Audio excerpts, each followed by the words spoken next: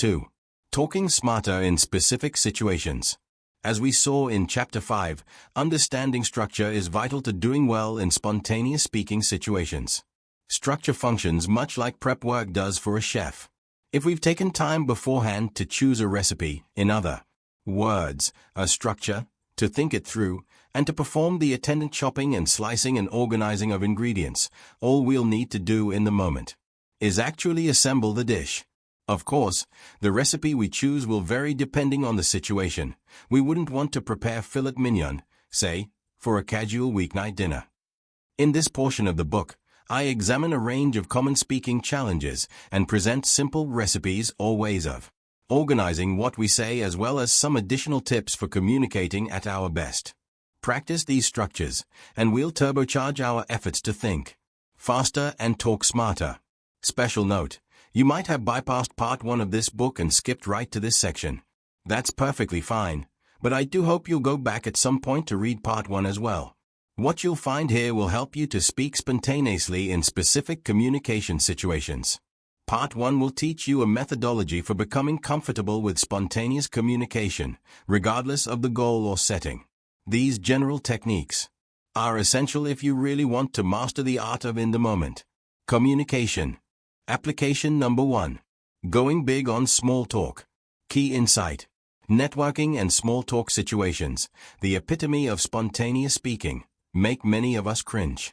Initiating and exiting these brief, informal encounters can feel incredibly awkward. During the encounters themselves, most of us feel as if we never quite know what to say and how to say it. We want to seem witty and interesting, but chatting breezily with others, whether at informal cocktail parties, corporate all-hands meetings, mixers at professional conferences, events at our kids' school, or at many other gatherings, can seem like an endless verbal tennis match of spontaneous remarks, queries, and feedback. It need not be this way. With some cognitive reframing, a useful structure, and some specific guiding principles in hand, we can learn not just to survive small talk but to actually enjoy it. Why it matters. Small talk might seem trivial, but it can deliver big results. First, it can help us to forge new or deeper connections with others by allowing us to discover unexpected areas of common interest. Second, it can give us a chance to test out potential relationships, helping us determine if we'd like to move them forward. Third, it can enable us to establish or reinforce our personal reputations, giving us an opportunity to demonstrate warmth and empathy, skills that friends and colleagues value highly. Finally, small talk helps us see whether anyone in the room might share our personal or professional goals and aspirations. For all of these reasons, we owe it to ourselves not to shrink from small talk, but to find ways to cultivate the gift of gab. Focusing on structure is an excellent way forward. Craft your content. My favorite formula to use when engaging in informal, spontaneous conversations is one we discussed in Chapter 5. What? So what? Now what? First you make an argument or point, what? Next you describe the significance of this information, so what? And then you suggest what your audience might do given their new knowledge, now what? This structure helps with small talk precisely because it's general and versatile. You can use it in a wide variety of contexts and environments to help focus and clarify your remarks. Also, its final plank lends itself to asking questions of your small talk partner, which as we'll see will help us to project empathy and interest in our partner. Since we've already covered this conversational formula in Chapter 5, I won't spend too much time here explaining how it works. Let's focus instead on how we might best apply it in chit-chat. Deploying what, so what, now what can help us in two ways. First, if we seek to initiate or continue a conversation, we can simply ask these 3 questions to give the other person an invitation to speak. For example, we might say, so, what did you think of the keynote speaker this morning? What? After the other person responds, we could follow up with another question. How do you think the speaker's ideas will help in the short term? So what? The conversation after either of these questions might veer off into unexpected and interesting directions, and we might leave what now what? So what behind? But if we detect the energy in the conversation dissipating, we could come back with our third question. Do you plan to go to the meet and greet the speaker is holding later? Now what? What, so what, now what can also help if others initiate a conversation with us and we wish to move the dialogue forward. Let's say we go to a convention for hikers and other outdoor enthusiasts, and as part of the event there is a mixer. Someone comes up to us and asks what brought us there. We can respond, well, I have been an avid hiker for years. What? I'm really excited to learn about the new equipment and tools they've got here, since I'm looking for ways to avoid getting injured and hiking farther. So what? Do you do a lot of outdoor activities? Now what? As helpful as what?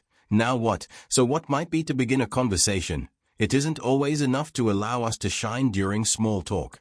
To become masters of chatter, we must pay more attention to our minute-to-minute roles as listeners and speakers. If you think about it, small talk is really just a conversation in which participants take turns speaking. We can break down this conversation further, noting the series of turn-takings that occur as participants wend their way through a series of topics.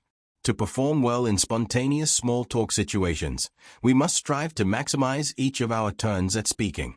And the best way to do that is to deploy what I call the first commandment of small talk, which is, make it about them, not you. So often, we presume we must come across as witty and interesting to others, that we must command the room. As a result, we tend to overplay our hands, dominating the conversation and spending too much time talking about ourselves. Although most people might want to learn about us, they are probably even more interested in talking about themselves and feeling heard and understood by us. When we make the conversation about us, we deny them the opportunity to feel heard and understood. We come across as self-absorbed, unempathetic, arrogant, and perhaps a bit clueless. Not the impression most of us want to leave. At every turn we take, we have a chance to make the conversation about the other person as opposed to ourselves. Scholars distinguish between responses that support what another person is saying and those that shift the conversation back to you. If your friend complains about their annoying upstairs neighbor, you might say, yeah, you wouldn't believe what my neighbor's been putting me through. His party last night didn't break up until after 3 a.m. You've just shifted the conversation back to you and your concerns rather than inviting your small talk partner to contribute even more. A support response might be to empathize with your friend and ask for more detail about their neighbor's bad behavior and how your friend handled it. Some usage of shift responses is fine. Others do want to learn about us, and we also don't want to come across as too withdrawn, deflecting, or secretive. But so many of us make the mistake of coming back too often with shift responses. We treat stories or comments offered by others not as opportunities to learn more from or about them, but as openings for us to talk about ourselves. To thrive in small talk situations, focus more on delivering support responses. As professional matchmaker and communication consultant Rachel Greenwald notes, there are many ways of doing this when it becomes our turn to speak. After our conversation partner contributes a thought or anecdote, we can say something like, what excited you about that? Or, wow, what happened next? Or, how did you feel when that happened? Comments like these give your partner permission to expand on what they said or provide deeper insight and disclosure. The more you orient yourself to supporting what someone else is saying rather than shifting the focus to your own similar experience, the easier and more natural this becomes. My mother-in-law had a black belt in small talk. She loved informal conversations with others and was great at them. She relied heavily on, tell me more, and it made quite a profound impression on me. Most members of my immediate family weren't so great at taking turns and actively listening during conversations. We all spoke at once without listening to each other. Whoever spoke loudest and longest was heard, the others weren't. Imagine how striking it was to see my mother-in-law willingly cede the floor, giving permission to the other person to speak by saying, tell me more. It seemed like such a generous, empathic act. I sensed immediately how much connection she forged by those 3 simple words, and I saw how much she learned from the people with whom she conversed. I knew that I wanted to follow her lead. A focus on making the conversation about them and not you also helps us with 2 special turns that occur in conversation, initiating and exiting. To initiate a small talk conversation, avoid being generic or using a banal start such as, how are you, or what do you do? Instead, approach the initiation of a conversation as an opportunity to show curiosity about the other person and their perspective. Questions about the situation or surroundings can work well, such as, have you ever seen so many people in blue shirts before, or what do you think about the number of windows in this building? The goal is to build rapport and connection from the start, and to do so by conveying interest in the other person or your shared experience. In the moment. If you're entering a situation in which you anticipate engaging in small talk, you can think of a couple of ways to kick off a conversation while projecting warmth and curiosity prior to entering the event. If you're the recipient of a common small talk starting question, take care not to respond too quickly with a heuristic, since that could lead to what some have called the "how are you" loop. One person asks, "How are you?" and the other responds, "I'm good. How are you?" Not the most fascinating conversation. Instead, try to answer in an interesting or intriguing way that invites further questioning. The key is to offer just a bit of detail about you and your interests. If someone asks how you are, try responding with something like, "I am great because I hit a personal best during my workout this morning." Your partner might ask a follow-up question, and if they do, you can answer it and in fairly short order ask a question of them and then follow up with supportive responses. We can also make exiting conversations easier by trying to ensure that the other person feels appreciated. Many people try to end conversations by focusing exclusively on some need of their own. They might say, "I'm sorry, I need to refill my drink," or "Excuse me, I had to use the bathroom." As Greenwald points out, a better approach is to announce your departure and why you need to go, but also exhibit curiosity by asking one final question that signals you've listened to what they've said and found conversing with them interesting. For example, "I'm going to check out the buffet in a minute, but I've loved chatting with you and just have one last question about that trip to Marrakesh you described. What was your favorite restaurant there, in case I get a chance to visit one day?" Greenwald calls this the white flag approach. In auto racing, the Grand Marshal waves a white flag to designate the race's final lap. We can do something similar when we engage in small talk by making a graceful exit, which leaves our conversation partner feeling listened to and appreciated. My mother-in-law would graciously and gracefully end her chit-chat by saying something along the lines of, "Thank you for telling me so much that I didn't know. I learned a lot from you. I have one more question for you before I need to go." Let's say you're at a professional function and have found yourself in a conversation with someone about a recent move. You might say, "I'd like to know a bit more about why you chose to move to that part of town." Upon hearing your partner's response, you might end by saying, "Your choice makes a lot of sense. I need to reconnect with some colleagues over there. Thanks for giving me the scoop and it was a pleasure to chat with you." Refine your remarks. What? So what now what and the first commandment of small talk are the fundamentals of chit-chat. As we practice and master them, we can improve our performance further by paying attention to the following tips. Tip number 1. Seek comparable levels of self-disclosure. As important as it is to make the conversation about the other person, it does, of course, still need to include information about ourselves. Greenwald suggests aiming for a 3-to-1 ratio of support versus shift responses. In asking questions of others, we should be sure to provide meaningful and informative answers about our own lives when asked. We also shouldn't shrink from touching on some of our deeper feelings or concerns.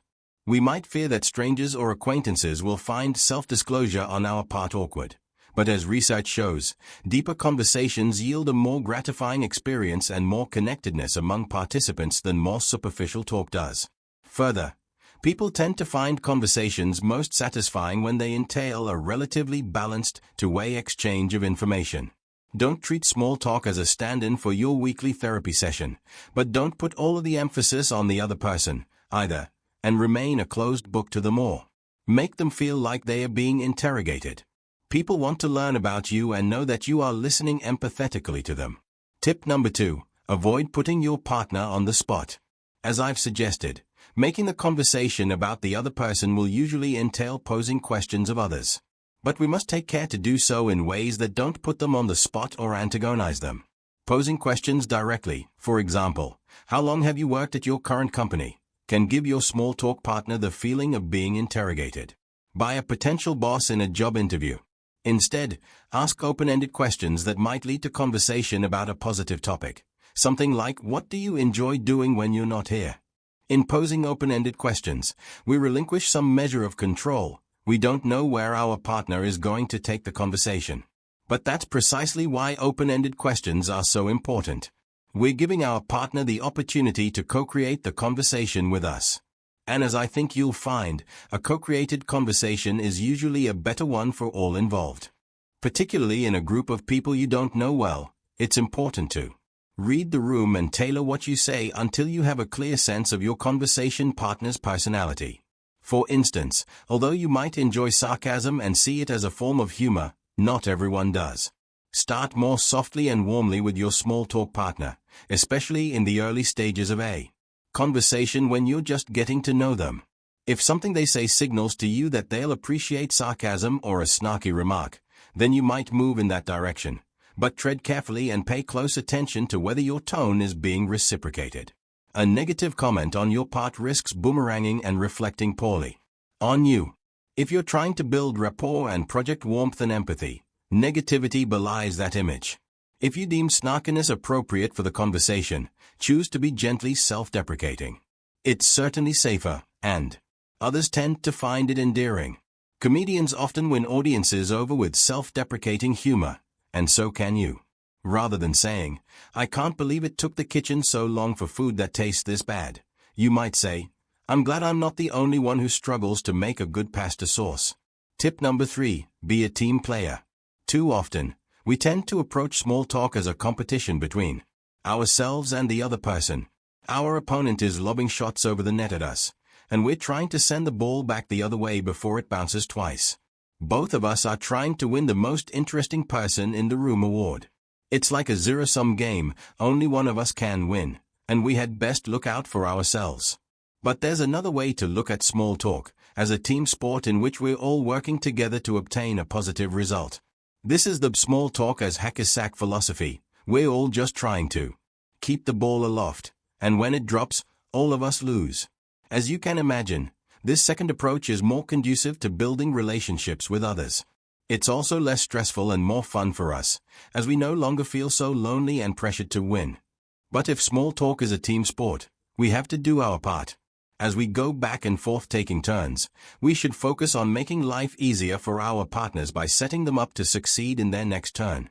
To the extent we can, we should try to point to transitions between topics and remind our partners of the broader logic and history of the conversation. One way to accomplish this task is by starting off a comment of ours by paraphrasing what we heard from our partner. For example, if you're speaking to someone who is a newcomer to your city and who has spent a moment or two describing how much they love it, you might say something like, "I'm glad to hear that you like it in this city after moving in from Baltimore.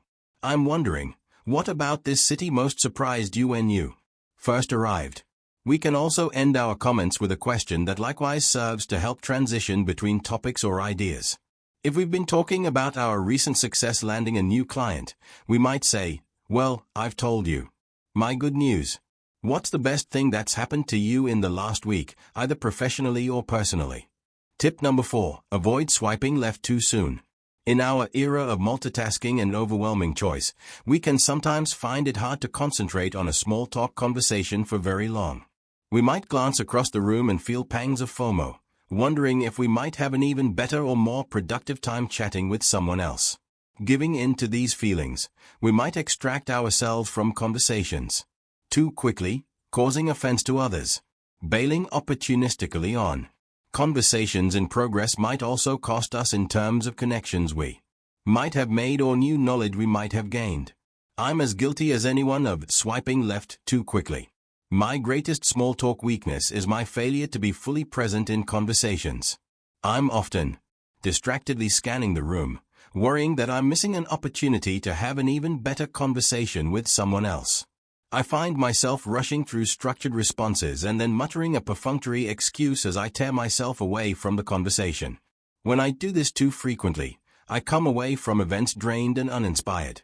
I've spent too much time flitting around, worrying about missing out, and I haven't taken enough time with any particular person to forge a meaningful connection.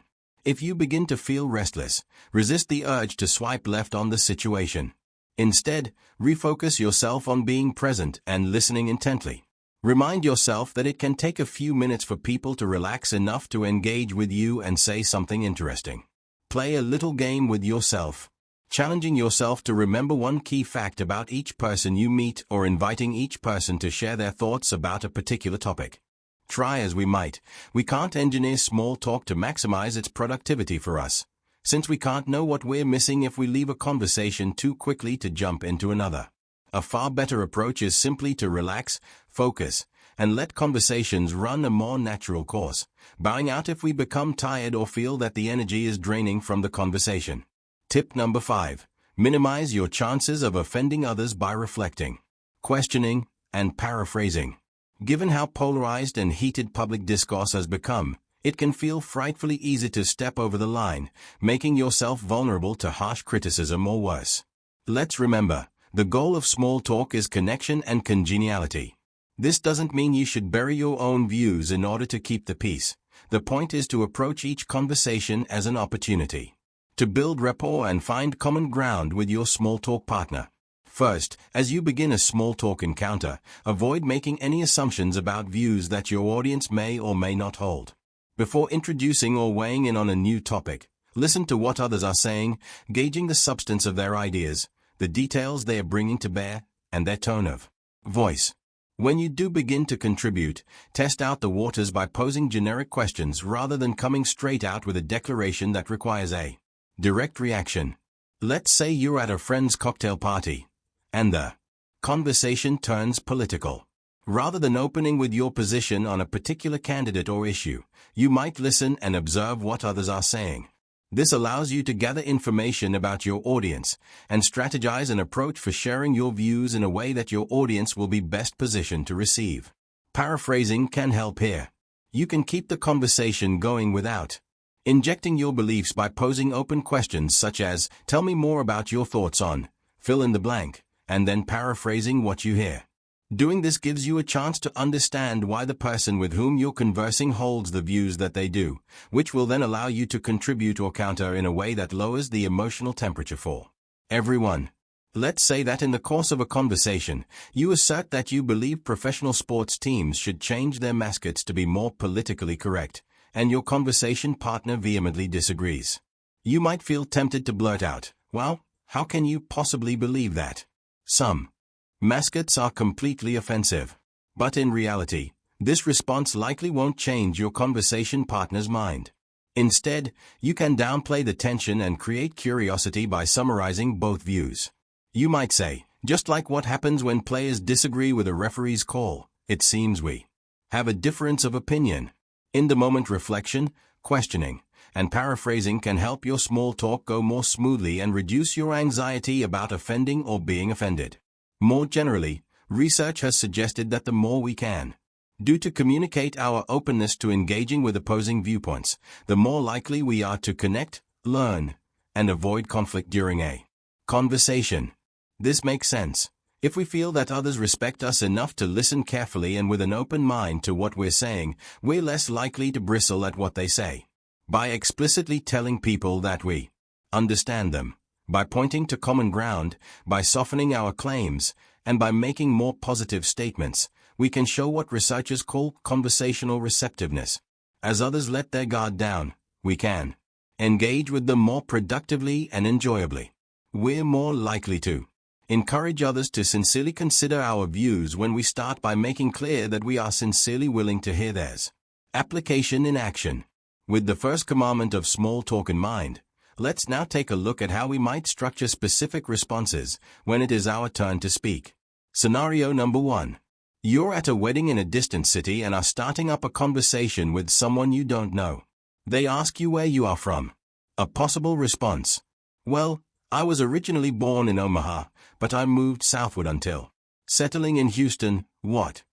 While my move was for work, I have really enjoyed the opportunity to attend lots of sporting events and eat really good food. So what? So, I am curious to know, have you ever lived in or visited Texas? Now what?" In this response, we provide insight into who we are in a way that is not banal or trivial. At the same time, rather than continue to focus all of the attention on us, we set up our partner to contribute by posing a question that follows logically from our response. Scenario number 2. You're attending a national convention in your field, and you've gone to a mixer. You're mingling with a group of strangers who all work at different companies and come from different cities. A possible response. I'm Matt Abrahams, and I'm from Silicon Valley in California. What? I am really excited to learn about tonight's topic because I have listened to several of the presenters' podcast episodes, so what? What got you interested in tonight's topic? Now what? In this response, our closing question probes for common ground. By getting others in the group to respond, we take the focus off of us. If we want, we can expand slightly on the what and so what portions to reveal a bit more about ourselves or our personality. For instance, we might make a self-deprecating joke about Silicon Valley in the course of identifying our place of residence. Or we might briefly mention a couple of our favorite podcast episodes by the presenter.